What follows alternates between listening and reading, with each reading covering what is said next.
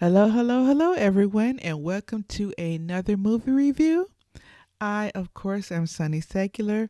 The first movie review I had for 2020, I wound up going ahead and posting that on my YouTube channel, Sunny Secular. So if you want to check out that movie review, just go ahead to that video. But the rest of the movie reviews are going on my Buy Me a Coffee account, and it's for members only. So if you're seeing this review now, thank you for being a member, and you're special. All right, so let's go. This movie review is on the movie Harriet. I just saw it the other day. Yes, 2 days ago. I just saw it 2 days ago. And I know that it's an older movie and people have seen it, done reviews. I'm the kind of person who I don't really want to hear what other people have to say about a movie. I really didn't have an intention on watching this movie, but I wound up watching it anyway. And so I was like, you know what? Let me get some paper, take some notes down, because I need to do a review on this movie, okay? Now, I know that this movie is just a movie. From what I understand, people's main argument was they didn't like the movie. It wasn't like the book or the original biography, which, I mean, I understand that. I haven't read the biography personally, but I'm only doing the review on the movie that was presented. That's what I'm doing the review on right now. Am I going to say if I like it or dislike it? No, I'm just bringing out some things that I saw that was not right to me. Okay, so let's go with this review. And I'm going to go step by step. I did take some notes. So if you haven't seen the movie, maybe you'll get a visual about what I'm about to tell you today. So let's get to it. All right, so when the movie comes on, I'm Harriet. When the movie comes on, we see visions from a girl. I don't know if it's a dream, a nightmare, a vision, a flashback, but we see her laying down in the grass, eyes closed, looking up. Well, you know what I'm saying, head up and eyes closed. And she's having these visions. The visions is of a little girl screaming, "Mama, Daddy, Mama, Daddy." And they're pulling her away, putting her on this, carriage or buggy or something like that, horse and buggy. And you see someone giving someone else some money. So of course it's back in slavery times. So you could just assume that she was brought. Sad, I know. Then next thing you know, while she's having these flashbacks, someone comes over her and they say Mindy, and they say Mindy, and then she smiles and says John, and she opens her eyes. And then you see this tall, dark guy. And he says, "I got the papers." And she jumps up and she said, "What? You got the papers?" And he picks her up and he swings her around and everything. And then she says, "Read it to me." And he says, "I don't have to read it. I memorized it." So he starts talking about a will and last rites and things like that. But then it goes off. It doesn't let you hear everything that's on the paper. It, kind of filters off. And she runs, to her dad and says, "Dad, he got the papers. He got the papers." And then, it kind of fades out. So remember the fact that she can't read. Okay. The next scene was a scene that I kind of felt disturbing because it was a group of black people. I think it was about 7 to 10 people, and they were outside clapping and singing the song. And the song, I wrote it down, just a phrase. Okay, so the next scene was Bucktown, Maryland, 1849. The song that they sang was, "If you want to get to heaven, I'm going to tell you how. Just keep your hand on the plow. Keep that hand on the plow and hold on."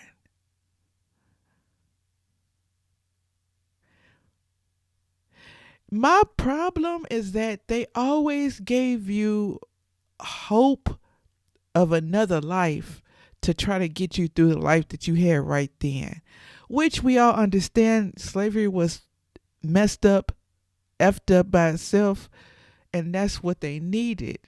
But was it proper? I don't think so. So anyway, the reason why I was upset was because in this scene where they were on the grass clapping, the camera panned around and you could see the master on the porch with his wife and his kids.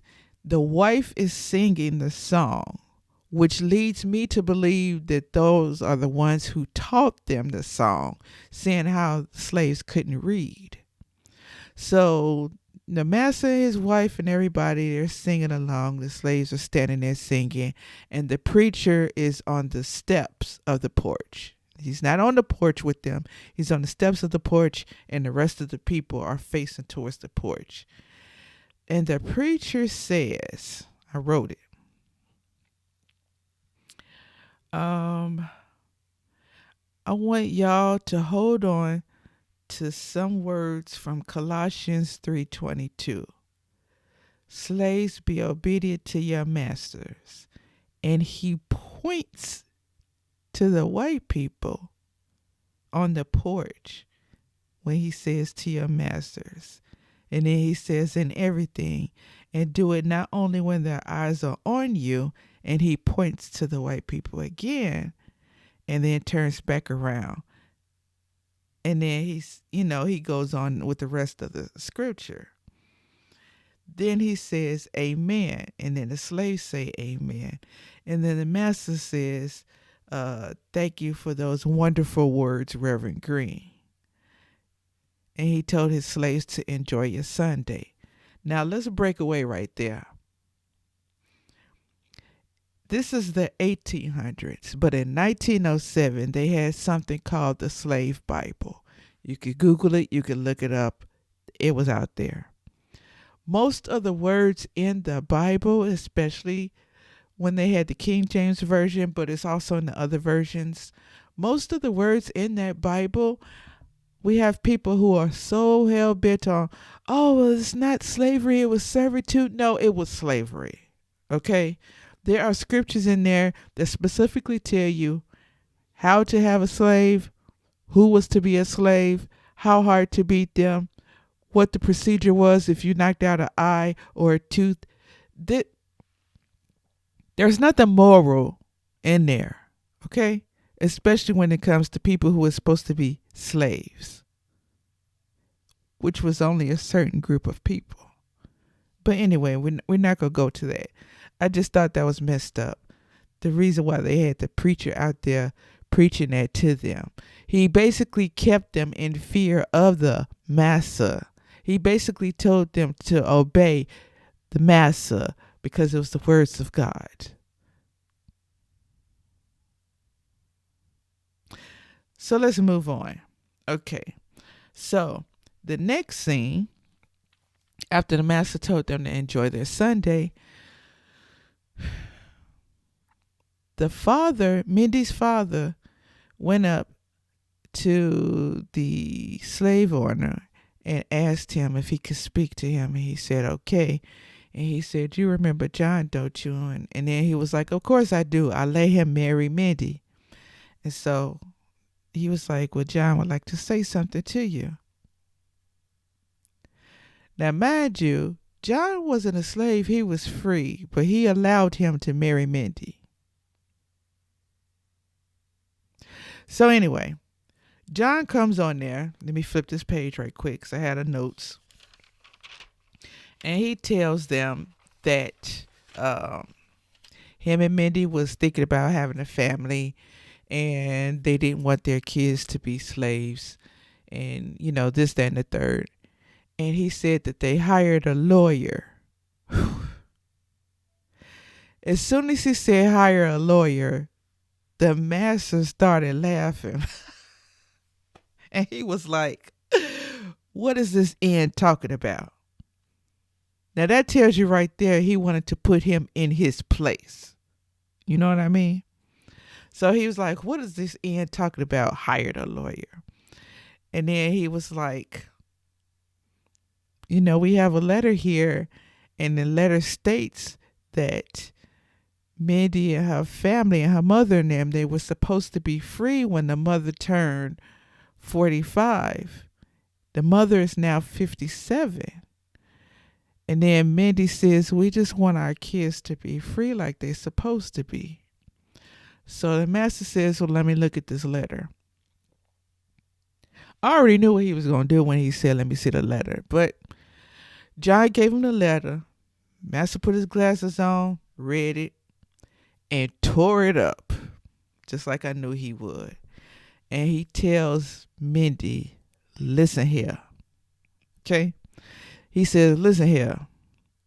Your daddy may be free and John may be free, but you, your mama, and your brothers and sisters, y'all belong to me forever. And Mindy starts crying. I'm talking about tears going down. And after he says what he says, he tells them to get off the porch.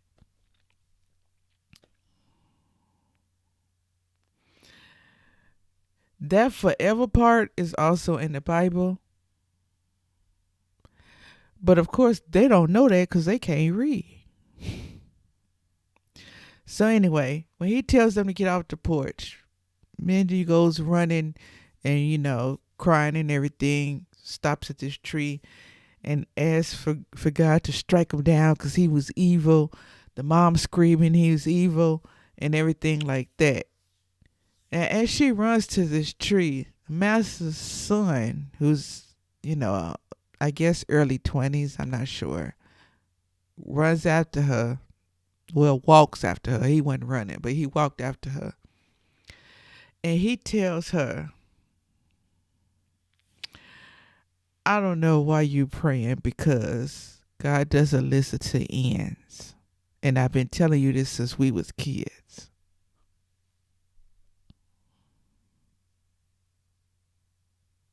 And I just want you to think about that.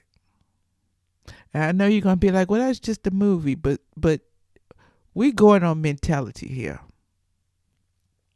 He told her not to pray because God doesn't listen to ends. Now, if I created a book that says that it's okay to have slaves, and it tells me how to take care of them and what I need to do if they're, can't get up within a day, this, and the third. If I'm praying to have a slave and you praying to be free, both of them ain't gonna get what they want. So who's getting their prayers answered? I'm just saying. But anyway, let's go on here. So, I got a little far here. So the crazy part is, after she does all this screaming and stuff, he tells her, get back to the house. And she's still trying to, get her tears out and everything and get herself together. He said, now.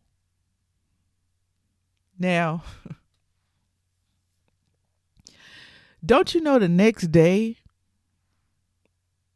the father died? And of course it was probably coincidence because, he was an older guy, whatever. But it made it seem like maybe God did listen to her, if it was such a thing. So when he wound up dead the next day,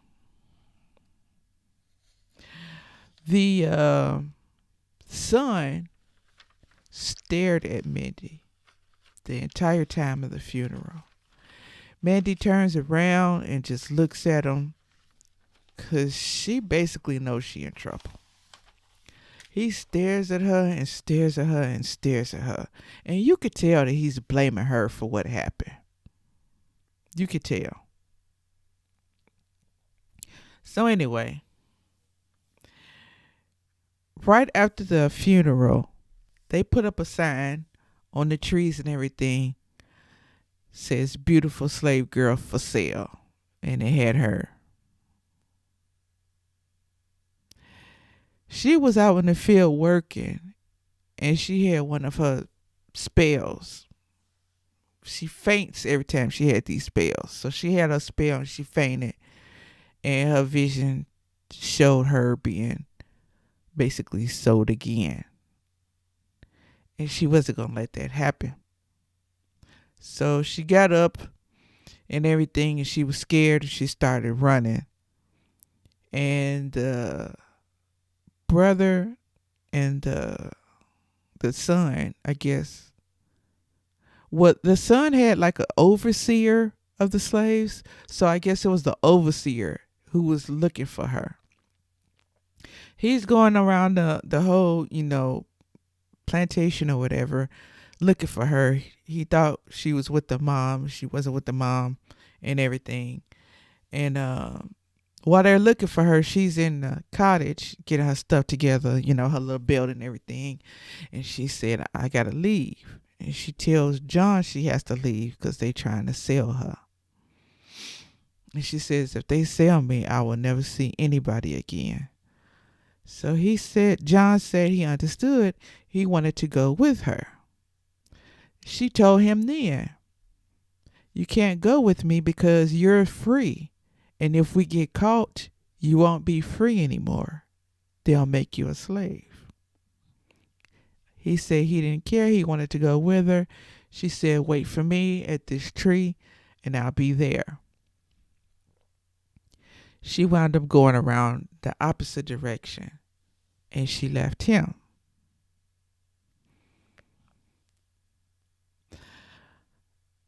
By the time they figured out that she was actually gone,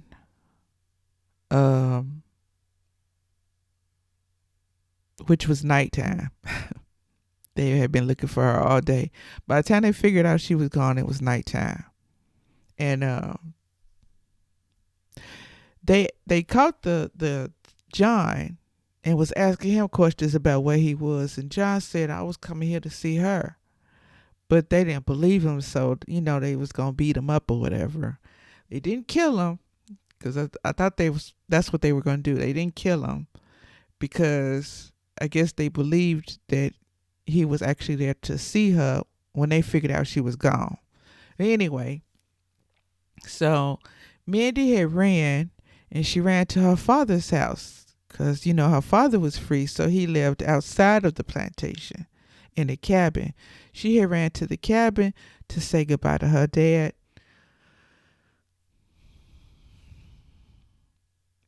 Her dad was like, he knew something was wrong because she was there at nighttime. So that just tells me how far he actually lived. So she was there at night and everything, and she told him what happened. They was going to sell her. So he gave her a bag, put some potatoes in there, things like that. Told her to go to see the Reverend. And she was confused because she said the Reverend is always telling us that we're going to go to hell for not being a slave. I don't even understand this process of thinking, but he's preaching that they would go to hell if they didn't do what they were told. And the father said, no, go see the Reverend and tell him these exact words. I want to be blessed for my journey. So she did what she was told. She ran off to the Reverend's house, which was another cabin. So she had run to the other cabin, and he let her in and everything. And she said those words. And when she said those words, he was like, okay. So he asked her if she could read, and she said no. And he says, I'm going to tell you these instructions. Are you good at remembering? Because you're going to have to remember everything I tell you. And she said, yes.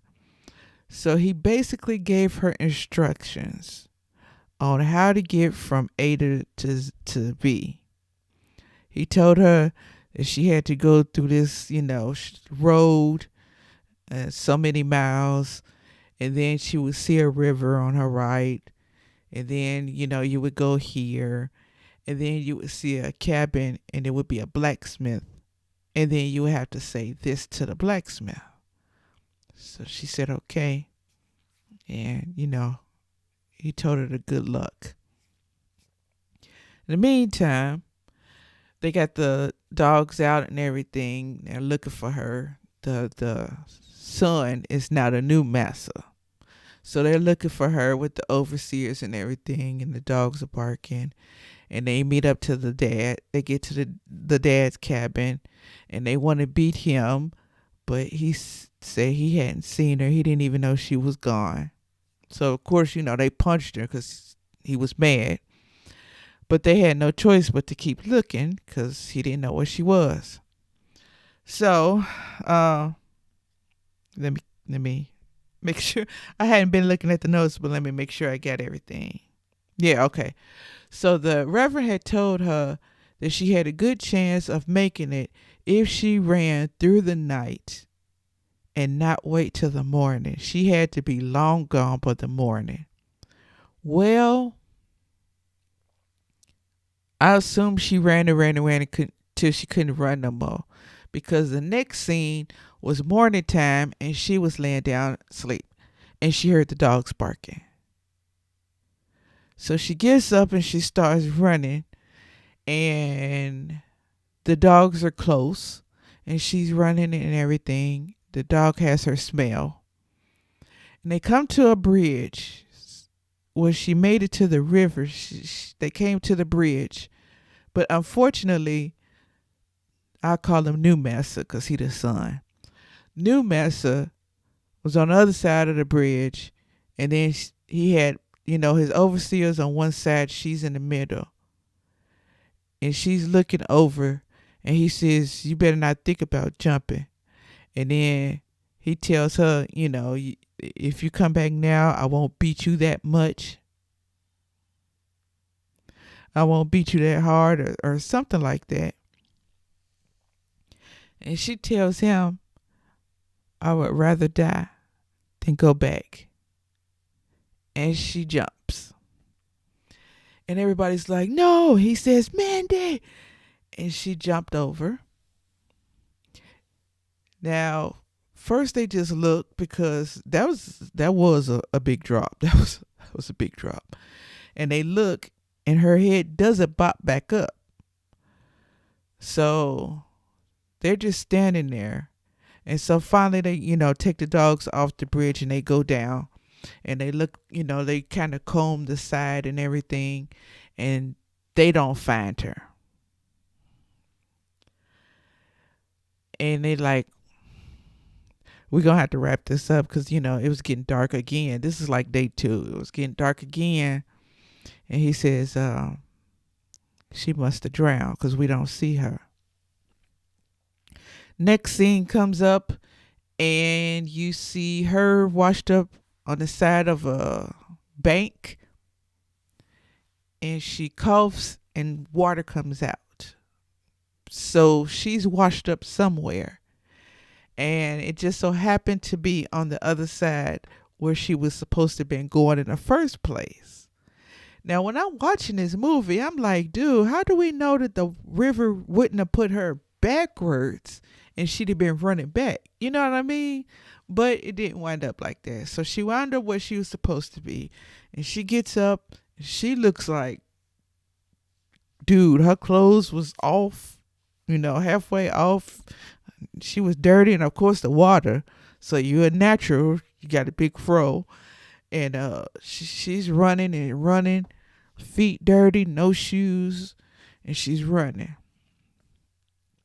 So she makes it to the cabin where she was supposed to go, and she sees these guys on the side of the riverbank and with a boat. There's some black guys, and she goes over there, and the sailor looks at her. I say sailor because he had on a sailor hat.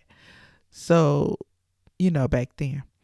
The sailor looks at her, and he's like, and puts a blanket over her. And he says, "You can't," he says, "You look like what you don't want to look like. You're obvious that you're not supposed to be here." He was like, "You're all dirty and everything." And he put the blanket around her. And she says, "Do you know such and such?" And he says, "Yes, it's a quarter of a mile up that way." And he says, "Be careful." So it starts raining. And in a way, I think that saved her because with her being in the rain with this blanket over her, it may have been less conspicuous that she was running away. You know what I mean? But anyway, she makes it to the little place where the blacksmith was because that's who she was supposed to be looking for, the blacksmith. She makes it to the blacksmith and she says, "Are you so and so?" As soon as he said, "Yeah," she faints. Not faint because she had a spell, faint because she just survived the river, right? So she faints, she's wet, she's dirty.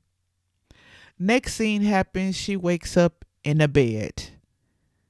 And I was kind of glad that he was one of the good white people. You know what I mean? So she wakes up in the bed and she's dry and everything, feet not dirty anymore, which was a nice thing. She was able to have put on some clothes and, comb her hair and everything. And she came downstairs and the blacksmith talked to her, told her where she was supposed to be going next. So let me get this right. Hold on, let me check my notes. Um, yeah. So the blacksmith tells her how far she has to get to Pennsylvania. And he asks her, does she need any help to get there? And she was like, no. So she goes on and she is able to walk, sunshine and everything. And was she in the back of the hay? Yeah. She made it to where she was supposed to go, but she still had a little ways to go. So she saw a cart. I don't know what you call them things with the horse on the horse and buggy. It was a horse and buggy, and it had the hay in the back. So she jumps in the back with the hay and hides under the hay, and then the guys start, riding and everything. So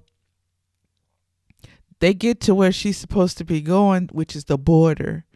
And then he says he stops the buggy. The white guy stops the buggy. And I was like, when I was watching this, I was like, I know he got to know she back there because I can see her. So I know if I can see her, he could see her. But the guy says, "I know you're in there. You could come out." And she's looking scared. And then she gets out the back of the buggy, and he says, "This is where you have to get off." So she gets off, and then she looks, and he says, "Right across there is Pennsylvania border." And so she starts smiling and everything. And she gets out and she starts walking. And to me, I wouldn't have stopped walking till I crossed the border. But she gets right in front of the border and she's like, dancing and everything like she made it. And then she walked on across. When she walks across the border, she goes where the blacksmith had told her to ask for this guy. And he had gave her like a little snapshot of what the guy looked like, what the guy looks like. And he says this is a resemblance of him because mind you, it's supposed to be the 18 somethings. So I'm thinking that their pictures weren't as good as they're supposed to be. So she remembered the name, and she goes in town, and she doesn't look half bad like she did at first. And then she went and stopped at this little cart that had apples. And he says, the guy at the apple thing says to her, "Don't be scared." And then she says, "Huh?" And he says, "Don't be scared." And he gives her an apple. And he says, "We're all free here. You have to look like you're free." And he said, "Just walk like everybody else and nobody will ask you anything." He says, "Walk like you're supposed to be here." So then she asks him, "Do you know such and such?" And he says, "Right down, down this way here." So she said, "Thank you." He gave her an apple, and she bites the apple, and she remembers what he says, and she walks like she's supposed to be there. It makes it to the guy's business, and she was surprised because a black man owned the newspaper. So she opens the door and she asks for the guy. And the guy was like, she said, "Are you so and so?" I forgot his name. She said, "Are you so and so?" And he says, "Yeah, who's asking?" And then she says, "Do whatever the blacksmith's name was?" And so he stops what he's doing and he looks at her and says, "Yeah, come with me." So he takes her to the back room and he has this book and he tells her to have a seat and everything. And so he asks her information, like her name and stuff like that. So she was hesitant because, I'm with her. Like, I don't even know who you are. You could turn me in or whatever. And he looked at her and he says, "I have this book here and it's all the runaways. If people come here and they're looking for family members, they may be able to find their family through this book." So he asked her name again. She tells her name and where she's from and her family and, their names and things like that. And he writes it in the book. Oh,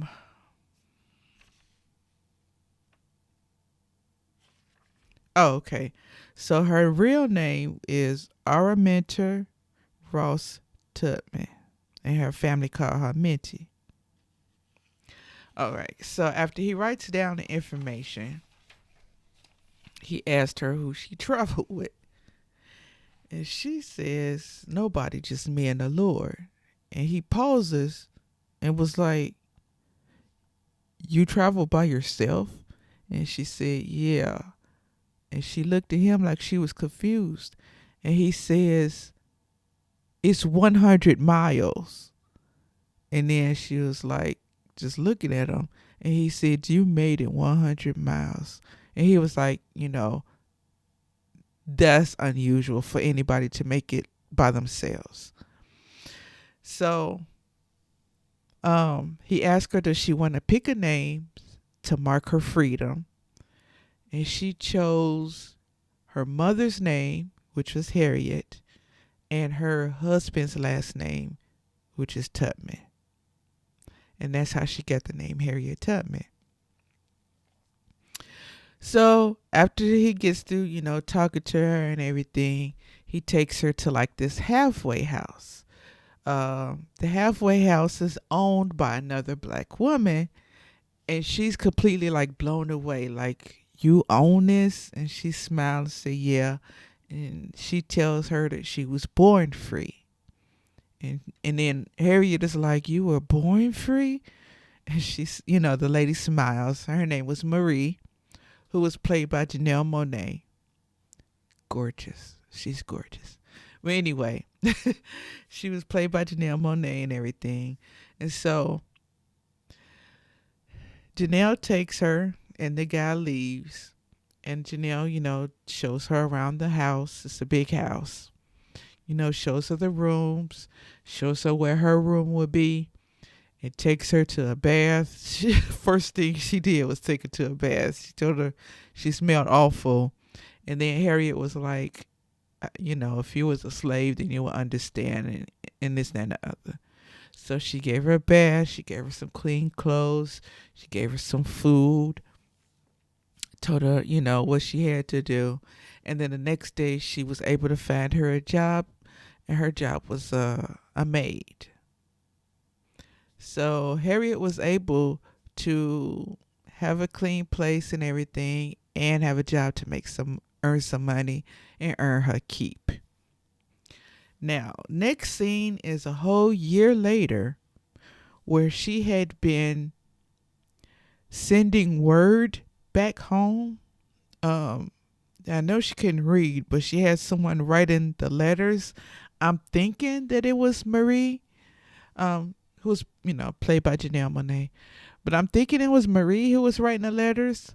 But after a year had went past and she didn't hear anything, she started getting worried. Harriet started getting worried. And she had one of her fainting spells. And she saw in her vision where somebody was getting killed or beat or something like that. So she goes in and she tells the guy that helped her out that she needed help to get her family. This is the part that kind of disturbed me because he told her that he couldn't help them and that the setup that they had couldn't be jeopardized. And so she got angry and he says something along the lines of, you can't do, XYZ. And she got angry. She said, don't you ever tell me what I can't do. And then she, explained how she got there. And she says, I'm going to do it again. And he tried to stop her, but it wasn't no stopping her. So she goes back to the halfway house and she asks Marie to help her. She says, you have to help me look free. And so at first Marie didn't want to have nothing to do with it, but then she saw how she looked and that she had to get back to her family because something bad was going to happen. So Marie showed her how to, hold her hands and how to, yes, sir, and no, sir, and how to speak and how to walk, and everything. And she told her never to look a white person in the eye. And they were going to give her some fake freedom papers. She said they were going to be real papers, but just another person who looks similar to Harriet. So she couldn't lose the papers, but that's what she was going to use because they had to have traveling papers for people who were free.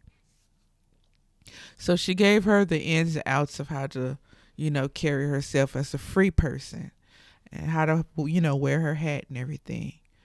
And then she set up, for her to get the papers and her to ride the train back home. So when she rode the train back home and she got to the downtown area, first thing that happened, well, actually on the train, somebody asked her for her papers. They didn't say anything about the picture. But when she got off the train, somebody else asked for her papers. And she showed him the papers. And he says, this says your name is so-and-so. And she was like, yes. And then he, said, well, on here, you have a scar on your forehead. Now, by the time she gets back home, it's dark. So she pulls a bonnet and she said, yes, right here. Dude didn't say nothing, but I'm looking like, you can't even see. It's nighttime. But anyway, so he gives her papers back and she's able to, walk around without any problem because she has the big dress on like she's free. She gets back to the plantation farm. Of course, she has to hide. She hides behind this building. It looks like a blacksmith building, but she sees John working there. So she sings a song and John hears the song and turns around and goes to look behind the building where she's there. And he gives her a hug and everything. He said, they told me you were dead.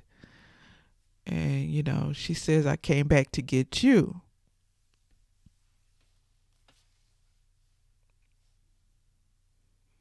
He tells her that he is remarried and they have a baby on the way. And I'm sitting up here trying to calculate because I'm like, dude, even if you did think she was married, in 1 year you married again and you got a baby? She was gone 12 months. It take 9 months to have a baby. You know what I'm saying? I'm like, this ain't calculated right to me. But that's what happened. Harriet is heartbroken. She's crying. He tells her, that he can't go because he's got a wife and a baby and all of that stuff. So she's crying. She goes to that same praying tree, which I was kind of scared because you too close to the plantation where you was. But anyway, she goes to the praying tree, and she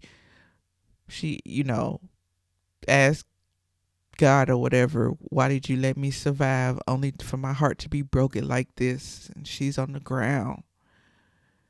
And I just thought she was just like going to just pass out or something.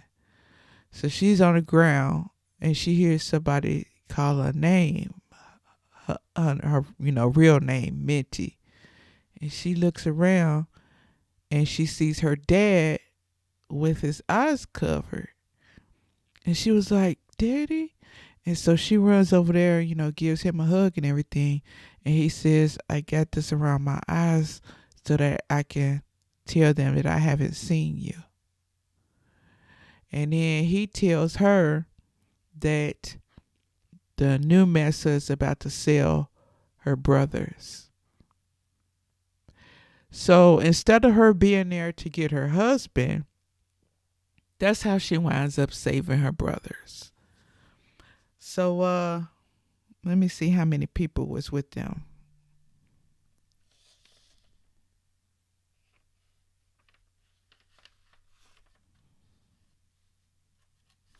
Oh man, I went far. uh okay. So it was her four brothers, and then one woman came and she told them that she was about to be sold and she didn't want to be sold. She had a baby in her arm.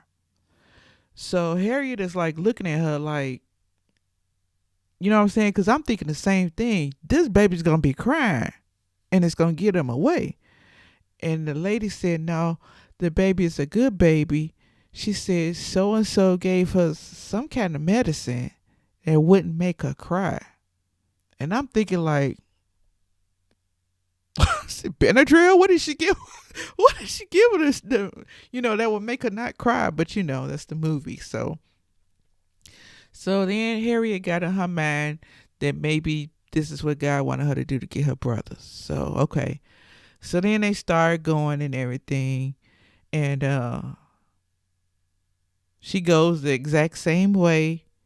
She goes to the Reverend's house with them, and the Reverend helps them and, gives her a bag and everything. And then they head out the same way, like she did before, to the river. And then the guy with the cart and the hay. And, hold up.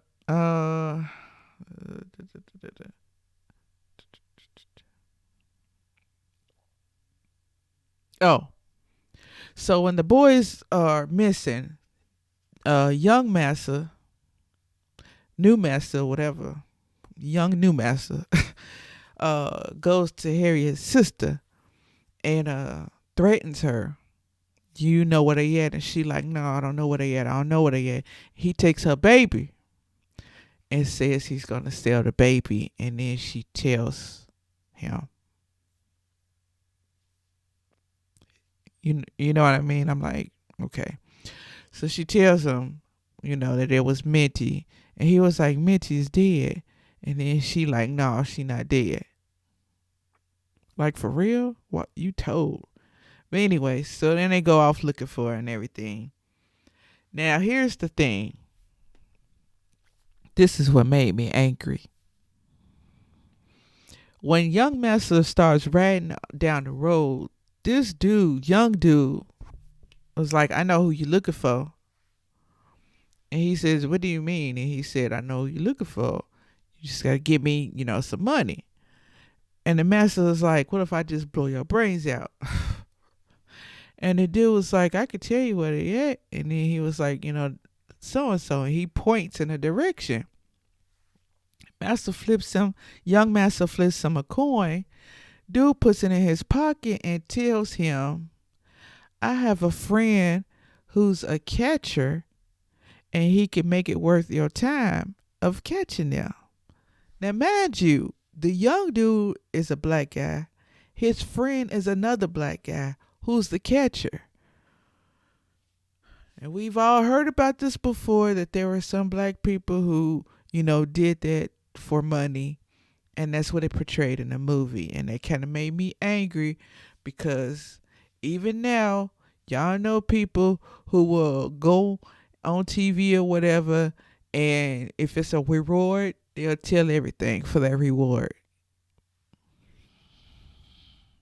And that's what happened. So young Massa, tells the boy to find the other guy and meet him there. And so they wait the next day.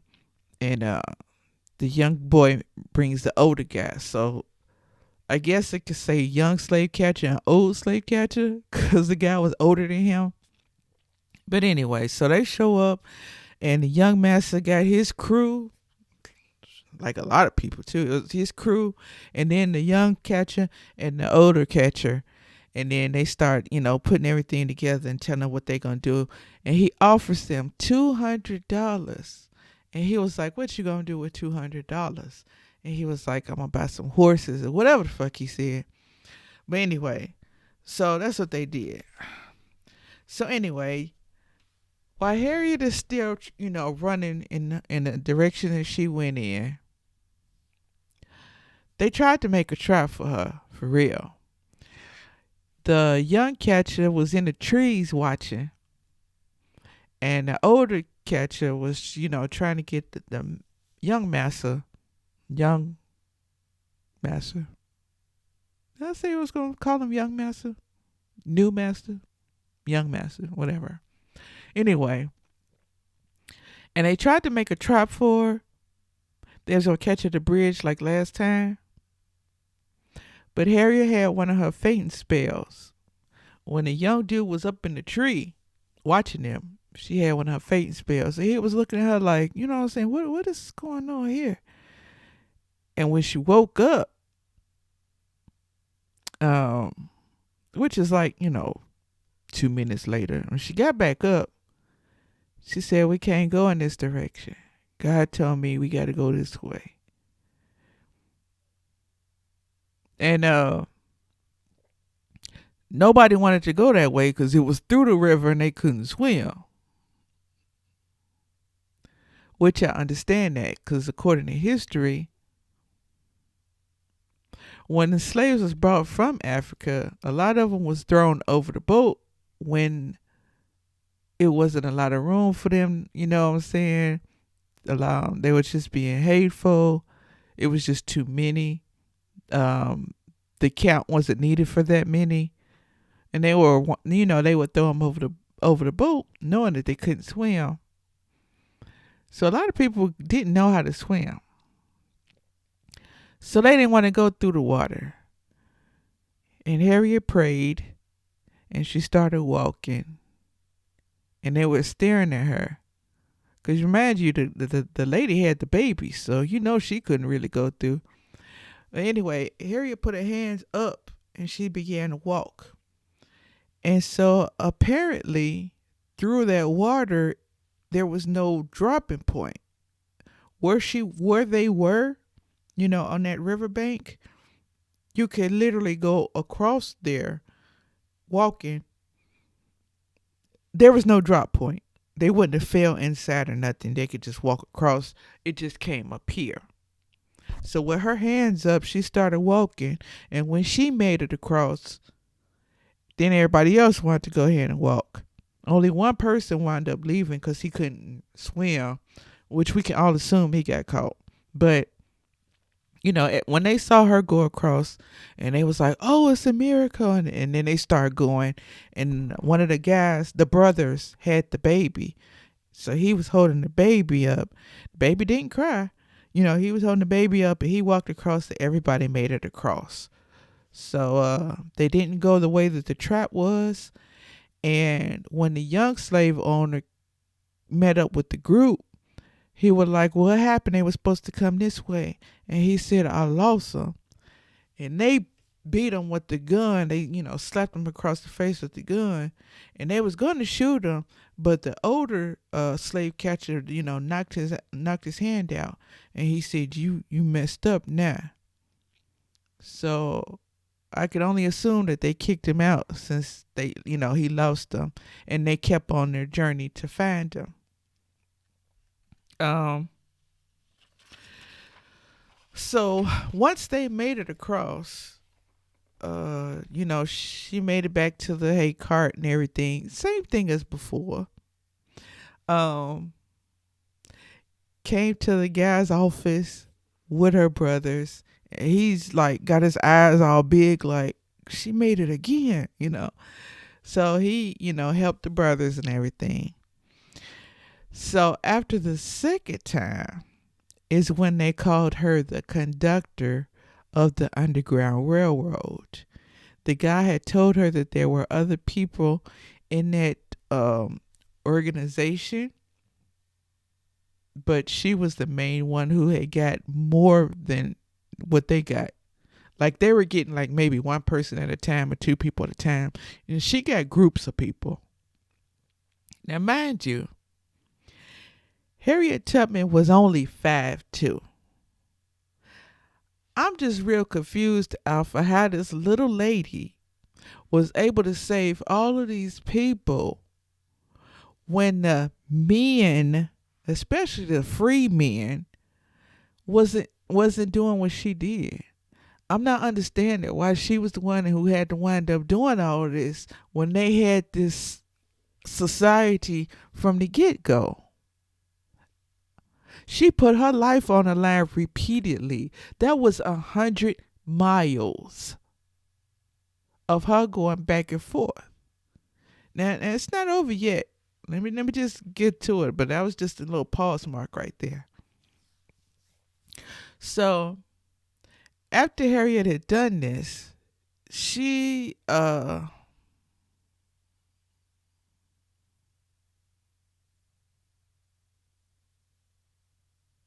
sorry about that. I had to read my notes.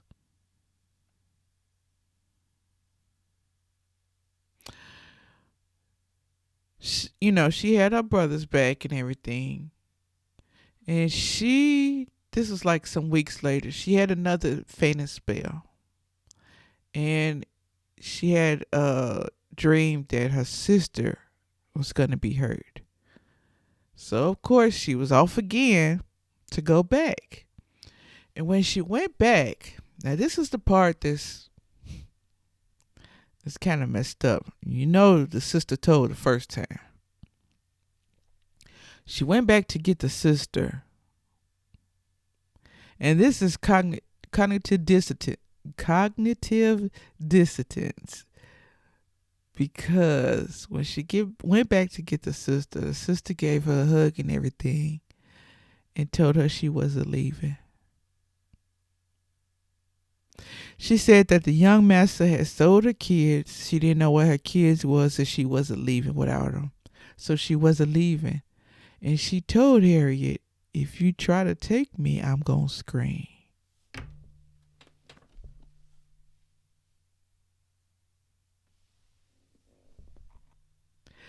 She risked her life to get you, and you going to scream? Wow. So, actually, that's not cognitive dissonance. That's Stockholm syndrome. Is when you just think you can't do nothing.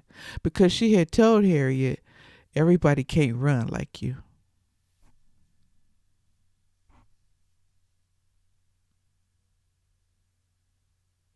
If Harriet could do it, you could have did it too.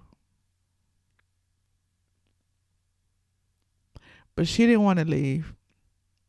Even though she didn't know where her children were, she didn't want to leave. So Harriet wound up leaving her there. By this time, because she had, got some more people, the white people thought that it was there were rumors going around as to who was doing it. They didn't think it was her. Nobody thought it was her. Like, for real, she was cold. The The white people had rumors going around. They met it in town square, and they thought that it was. Now remember, they think that slaves were dumb, especially because they couldn't read, but they thought they were dumb. A lot of people think that now, that black people are dumb. But anyway, they thought that it couldn't have been a slave doing this. They said that it was a white abolitionist in blackface. They called the guy Moses. They said he went by Moses. All this made up rumors. And that's where the Moses came from. Now,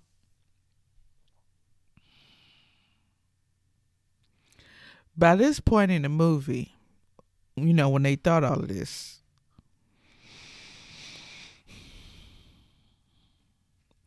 the older slave catcher, the guy, remember I told you they must have fired the young one. They didn't kill him. I thought they were going to kill him, but they didn't kill him. But the older slave catcher, the black guy, whispers to the dude, and young master comes over there and he said, I know who this Moses is. And he says, what do you mean? Moses is a white abolitionist in blackface. And he says, okay. Or it's a young lady about 5'2" named Harriet. And young master says, I don't know anybody named Harriet. And then he says, do you know, he says her old name. And young master's eyes buck. And he says, I know where she is. I know the way that she goes. And I know that she is in Philadelphia. So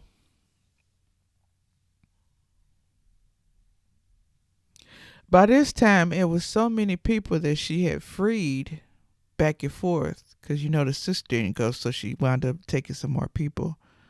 By the time this happened, the people were getting angry because their slaves were running away and they couldn't catch them and they couldn't find them. So Congress passed the law. Congress passed the Fugitive Slave Act, which allowed slave hunters to go find their slaves with the help of enforcement. Now, you know that the way the police got started in the first place was because they were the slave catchers. They were slave catchers and they were in charge of capturing police. So this is how the origin of police got started. Their badges had slave catcher on there. The same star badge said slave catcher. You can Google it. You can look it up. But yeah. So when Congress passed this bill, then they were able to go to Philadelphia. Now here's the sad part. Everybody's going all which way.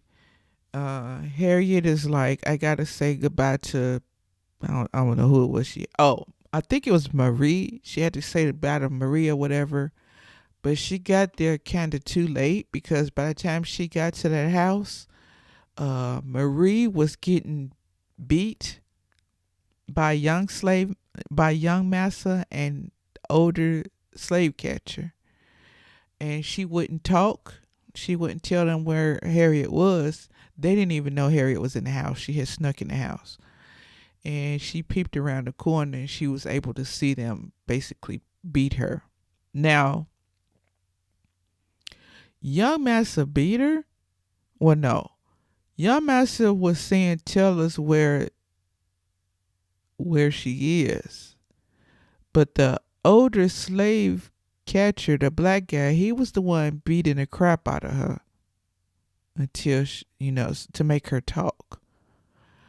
So after all of that, and she got beat, and she didn't know where she was, young Massa walked out, told the dude to come on. Marie told the black guy, she was like, you sell out and this, that, and the other. And she says, you need to go. Didn't he tell you to go like a nice dog? And he punched her head and snapped her neck, basically. So Harriet was going to shoot her because Marie was the one who taught her how to use a gun. Harriet was going to shoot him, but before he had snapped her neck, Marie says, you'll never find her. And she's smart enough to know that she has, her job isn't done yet, or something like that.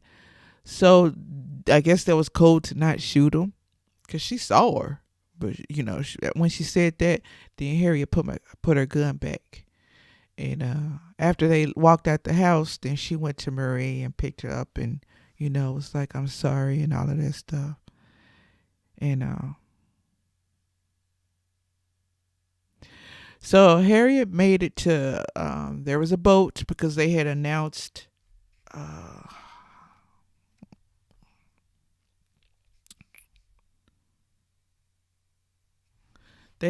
something like they had to defend themselves because the slave catchers were there. This is Pennsylvania. And so Harriet was trying to make it to a boat. They were making sure that she made it to the boat because, she was the conductor. So, they helped her to make it to the boat. She got to the boat the same time young Massa came.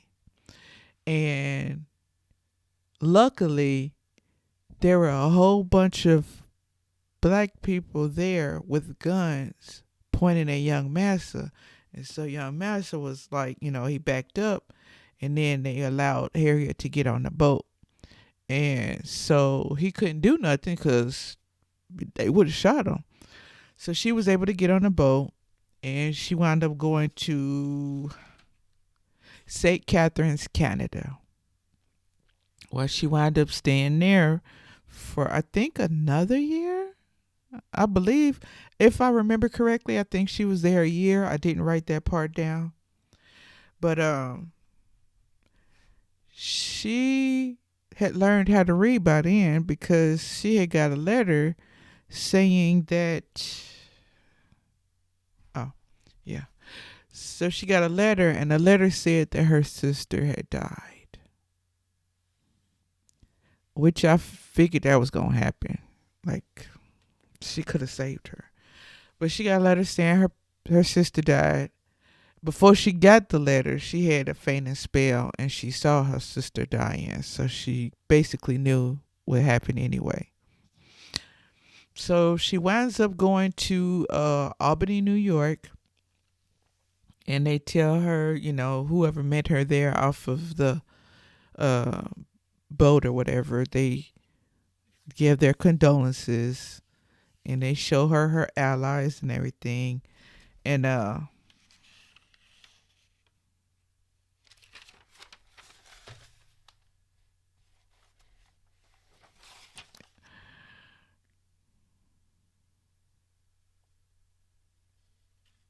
yeah.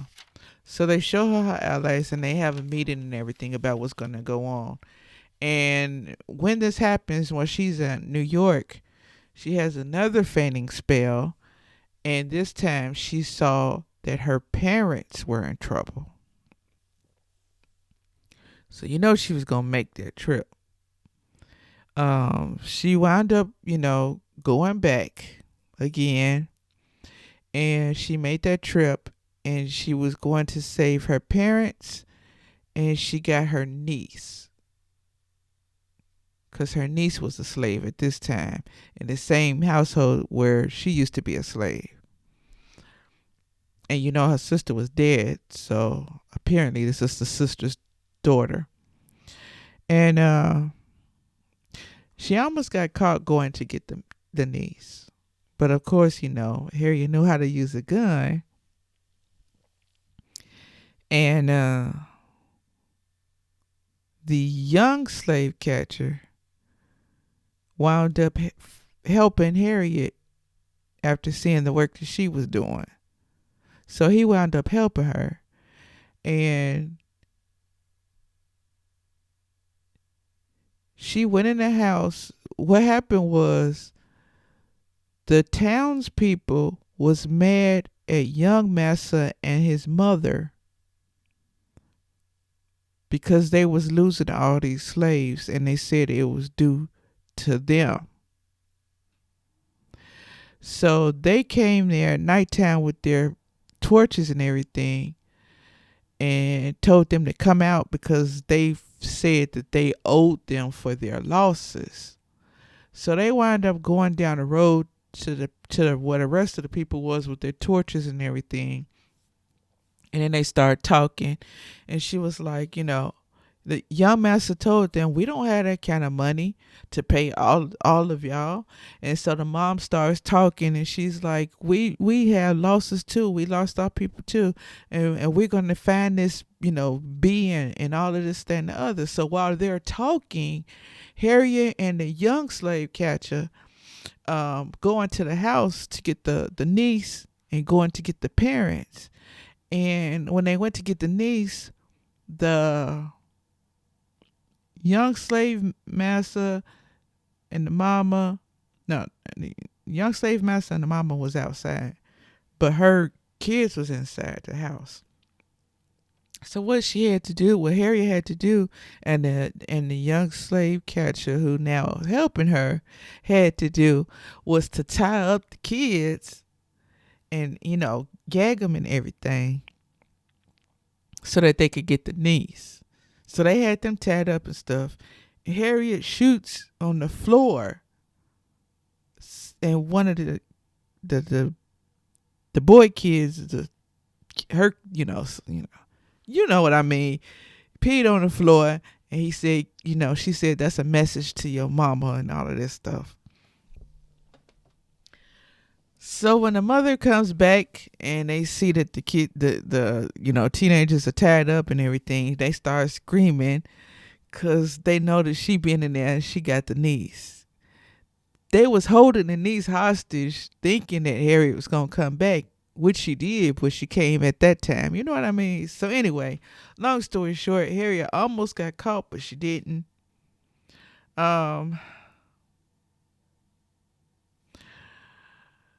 They had to split up. It was daytime. They had been running all night. They had to split up. Harriet told the young slave owner, no, let me get this right. Harriet told the young slave catcher, who is now on her side, to take the niece and to take the parents and to get on the boat and to go across the river, and she would meet them there. And he looked at her like kind of strange, like she was committing suicide. He was like, "Are you okay? Are you sure you want this?" And she said, "You owe me. Make sure that my parents make it." So when she said that, he was like, "Okay."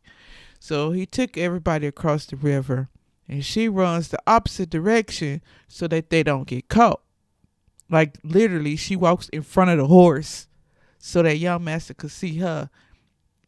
And her and the older slave catcher start chasing her, and she running this way while everybody else is going across the river. So when she runs on this mountain, this kind of like side mountain, and young master's going one way, the slave catcher's going the other way. The older slave catcher's going the other way. And wherever she ran over the rocks, the older slave catcher had seen her first and told her to stop, and she wasn't going to stop. And so she called him something or threw a rock at him or something. And this dude, young master specifically told him not to kill her, to get her alive. Well, when she threw that rock at him, he get on his, all in his feelings and stuff, and he's pointing at the gun at her head and was finna shoot her. And the young master shot him. in the head. Just shot him. And I'm looking at this like, dude, now what was you a sellout for? Because you're dead. Young master shoots him and said, I told you to get her alive. Shoot her in the head. So she, stops running on the mountainside and everything. And young master was thinking that he was finna catch her. And he gets out the horse. No. Let me get this right. He didn't see that in the back of her, she had a gun. So she took the gun, and when he tried to shoot at her, she shot him. And he didn't know she had a gun. So she tells him to get off of the horse. So he get off the horse, and I think she shot his gun away or something. She said, throw your gun. And then she said, get on your knees. And he got on his knees. Now, dude,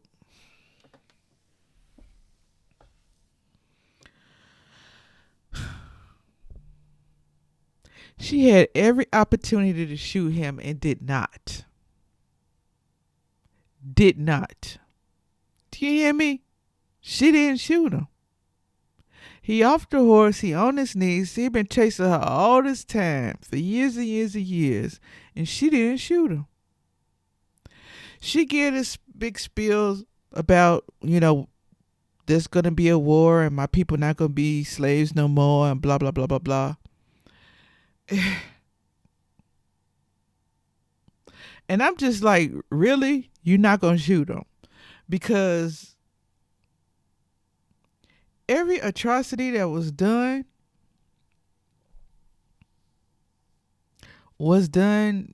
by him, by slave owners.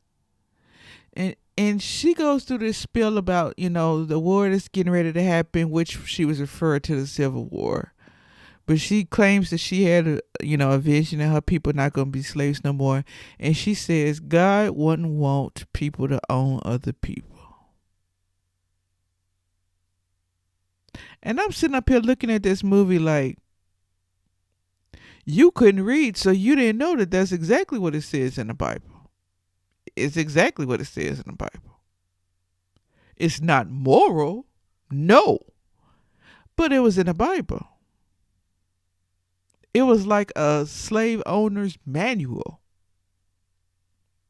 And like I said, a lot of people will be like, oh, it was servitude. Oh, they was, no, they slaves.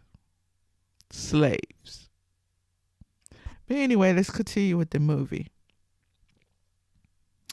So,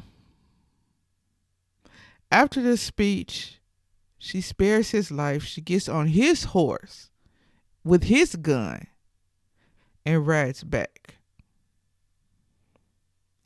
Then the next scene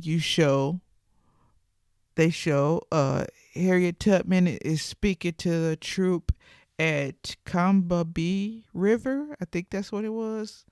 During the Civil War, 1863. I had to write that down.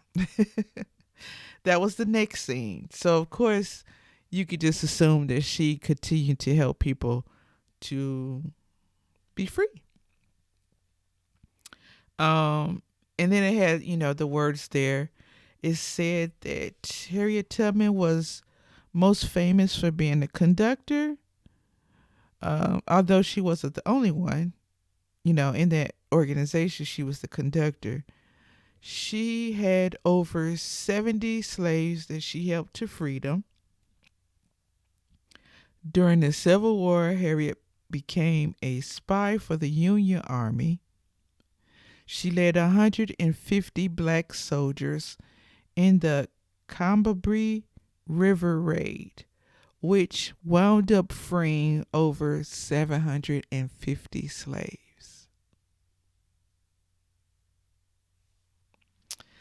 And then it said in the notes part that she later remarried and dedicated her life to helping freed slaves, the elderly, and women's suffrage. She died March the 10th, 1913, at 91 years old. So just imagine if she had to listen to that guy at the beginning who helped her when she first escaped. If she had to listen to him, she wouldn't have never been able to free as many people as she had. It was a good thing that she was strong-willed. It was a good thing that she was determined to do what she wanted. It was very dangerous, especially for somebody 5'2". It was very dangerous, but she was able to do it. And all in all, I thought that it was a pretty good movie.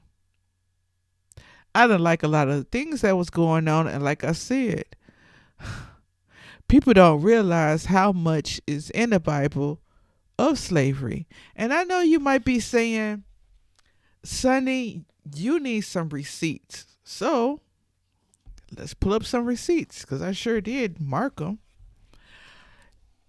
Get you a pen and paper, because we're going to look at some of these receipts.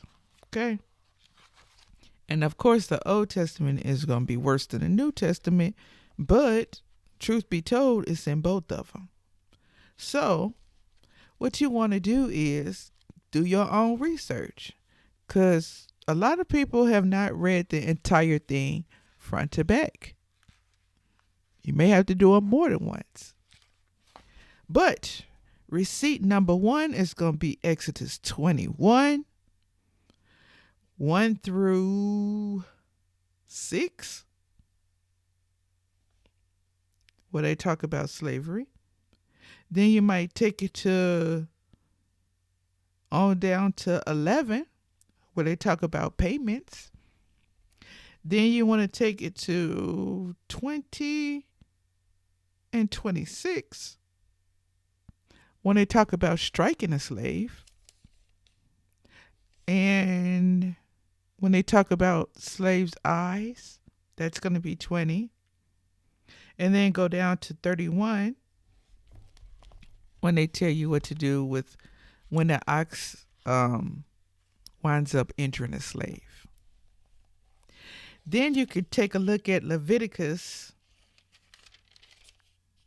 25 and check out 32, where it talks about Levites and your brother Israelites.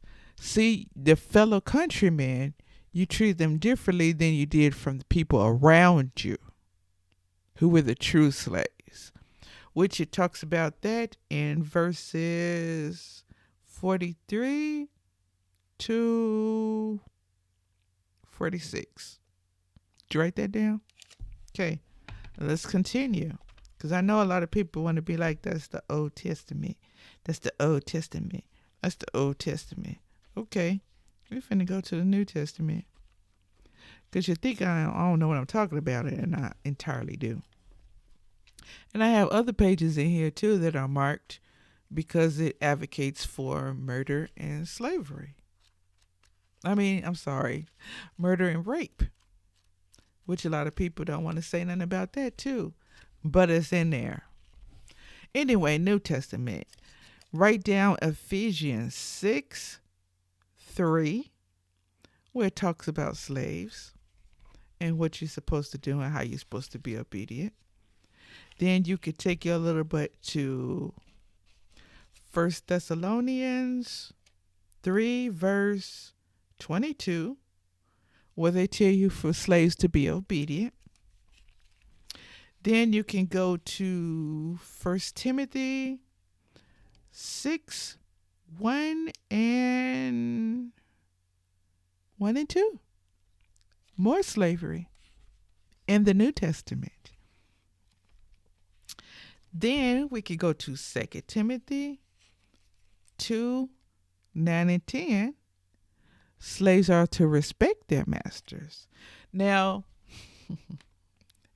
this New Testament kills me, because if you want to have the argument of, oh, that's the Old Testament, Why would you not in the New Testament say, you know what? Don't do that to anybody. The rules that apply to your fellow countrymen should be applied to everybody. But it doesn't say that. It just gives you rules on what to do if they don't get up within 3 days, if their eye falls out, if their teeth fall out. Immoral, immoral, immoral, immoral. And if we want to, we can have a whole nother video, because this is way too long.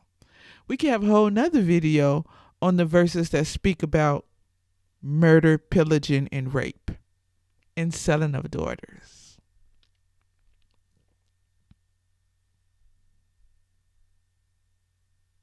Yeah.